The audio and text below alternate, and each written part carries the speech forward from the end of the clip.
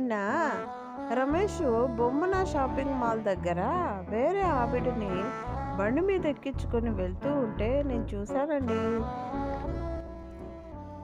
ఏం వదినా, ఈరోజు సండే స్పెషల్ ఏంటి వంట? అవును వదినా, అన్న ఎక్కడ కనిపించడం లేదు. ఇంట్లో ఉన్నాడా, ఎక్కడికైనా వెళ్ళాడా? మీ అన్నయ్య బిజినెస్ ట్రిప్ మీద అదేదో బ్యాంకాక్ వెళ్ళాడు.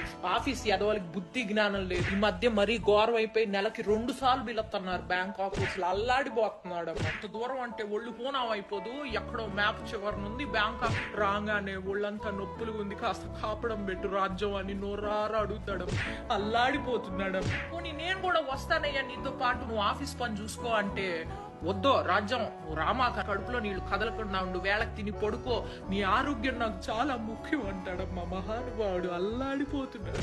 ఓ రోజైతే అర్ధరాత్రి పూట ఆఫీస్ నుంచి పూజ అనే అమ్మాయి ఫోన్ చేసి, నువ్వు ఉన్న పళంగా రావాలి అర్జెంటుగా అని చెప్పేసేసరికి మనిషి ప్యాంటు చొక్కా వేసుకొని గబా గబా గబా గబా బయలుదేరిపోయాడమ్మా. తెల్లారొచ్చాక తెలిసింది ఆ పూజ అనే అమ్మాయి ఫోన్ చేయకపోతే ఉద్యోగం కాస్త ఊడిపోయేది. అల్లాడిపోతున్నాడమ్మా మనిషి. అసలు ఏమైంది తెలుసా, నేను పుట్టింటి నుంచి వచ్చేటప్పటికి ఇంట్లో ఒక అమ్మాయి ఉంది. నన్ను ఎవరండి ఈవిడే అని అడిగేసేప్పటికి అర్బన్ క్లాప్ నుంచి పిలిపించాడంట నన్ను సర్ప్రైజ్ చేయడానికి, ఇల్లంతా క్లీన్ చేయించి.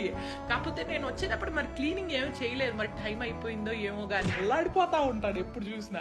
చింటూగాడి క్లాస్ టీచర్ తోటి 24 గంటలు ఫోన్ మాట్లాడుతూ ఉంటారు. వాడికి ఎలా చదువు నేర్పించాలని చెప్పి సలహాలు ఇస్తా ఉంటాడంట. 1-2 సార్లు ఇంటికి కూడా వచ్చింది అనుకో, మన ఇంటి కింద లేదు 4 కాలేజీ అమ్మాయిలకు అద్దెకిచ్చాడు మీ అన్నయ్య. ఎందుకండి అంటే వయసులో ఉన్నారు, భద్రాద్రి అపరాత్రి ఏమన్నా అవసరం అవుతుందని చెప్పి కిందకి వెళ్ళి నేను హెల్ప్ చేస్తానని చెప్పి మహానుభావుడు. అల్లాడిపోతా.